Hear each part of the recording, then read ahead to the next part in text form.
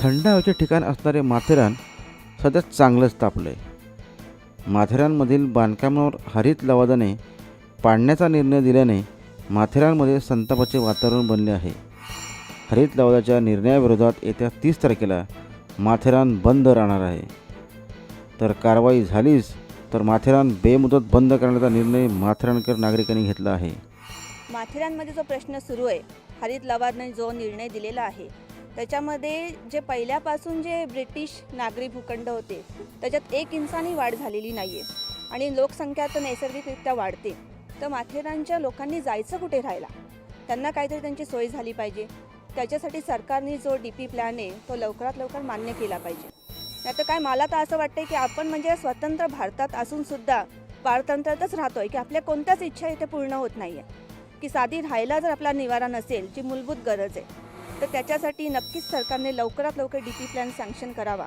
आणि आता ज्यांच्यावर जी कारवाई होणार आहे तर त्याच्यामध्ये 53(3)च्या अंतर्गत रेग्युलायझेशन करून घ्यावं आणि त्याच्यानंतर DP प्लॅनमध्ये जे बसेल ते बांधकाम ठेवावं आणि दुसरं जे असेल त्याच्यावर त्यांनी जी कारवाई करायची आहे त्याचा थोडा शांतपणे विचार करावा. आणि माथेरानकर या बाबतीत खूपच चिडलेले आहेत आणि आंदोलनाला सगळे तयार आहेत. कारवाई सुरू केल्यानंतर सगळे आम्ही आंदोलन करणार, शांतपणेच करणार. कारण आंदोलन करणं ह्याच्यामध्ये सुद्धा माथेरानकरांचंच नुकसान आहे आणि ते सरकारला कळलं पाहिजे की त्यांनी म्हणजे आता हे माथेरान एक छान पर्यटन स्थळ आहे, असं जर इथे कारवाई झाली तर उद्या हे नामशेष होईल. तर हे काय करणं जरुरी आहे का? म्हणजे आता जे केले अतिक्रमण असतील त्याच्यामध्ये तर तुम्ही तो पुन्हा एकदा विचार करावा आणि आत्ता जी बांधकाम आहेत त्यांना रेग्युलायझेशन करून देऊन पुढे त्याच्यामध्ये DP प्लॅन लवकरात लवकर सँक्शन करावा, जेणेकरून माथेरानचा पण विकास होण्यास मदत होईल. की माथेरान अजूनपर्यंत पारतंत्र्याचे कुठलीही परमिशन मागायला जातं, परमिशन भेटत नाही माथेरानला. जेव्हा इको सेन्सिटिव्ह झोनचा एवढा बागुलबा करून ठेवलेला माथेरान ह्याच्या लोकांनी, बाबा काही झालं, एखादा कुठलाही व्यक्ती मुंबईचा येतो मला मुंबई एन्व्हायरमेंट इलेक्शन ग्रुपने आणि तो येऊन काहीतरी येऊन एक ॲप्लिकेशन टाकतो आणि त्यावरती आम्हाला काहीतरी भलता निर्णय देऊन टाकतात. यासाठी आता आमचे माथेरानकर सगळे एकत्र झालेले आहेत आणि आम्ही माथेरान संघर्ष समिती स्थापन करून यामार्फत लढा देण्याचं आम्ही हे केलेलं आहे. माथेरानमध्ये ब्रिटिश काळापासून बाजार प्लॉट आणि माथेरान प्लॉट अशी विभागणी झाली आहे. बाजार प्लॉट हे 2 ते 3 गुंठ्याचे आहेत. स्थानिक माथेरानकर नागरिक घर बांधून राहत आहे. इतक्या वर्षात माथेरानचा DP प्लॅन शासनाने मंजूर न केल्याने तर 2003ला माथेरानला इको सेन्सिटिव्ह झोन लागल्याने बांधकाम करण्यावर निर्बंध आलेत. एकीकडे इको सेन्सिटिव्ह झोनचे निर्बंध आणि दुसरीकडे शासनाने DP प्लॅन मंजूर न केल्याने बांधकामांना परवानगीच मिळत नसल्याचे वास्तव आहे.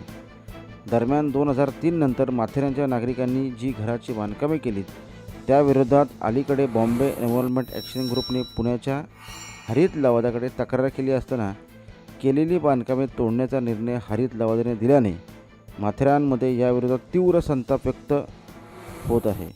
माथेरान संघर्ष समितीने यावर नुकतीच भाजप आमदार प्रशांत ठाकूर यांची भेट घेऊन मुख्यमंत्र्यांना यात हस्तक्षेप करण्याचे सुचवले आहे.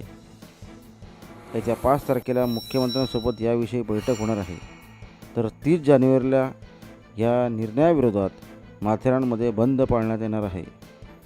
उद्याच्या काळात प्रशासनाने ही कारवाई सुरूच ठेवली तर माथेरान अघोषित बंद ठेवण्याचा निर्णय माथेरानच्या संघर्ष समितीने घेतला आहे. कालच्या बैठकीत सर्व नागरिकांनी निर्णय घेतलेला आहे की एकजूट करायची संघर्ष समिती त्या दृष्टीने स्थापन केलेली आहे आणि जर का अशा प्रकारे सर्वसामान्यांच्या घरावर हातोडा पडणार असेल तर सर्व नागरिक त्यासाठी आडवे पडणार आहेत आणि प्राणपणाने लढणार आहेत असा निर्णय घेतलेला आहे.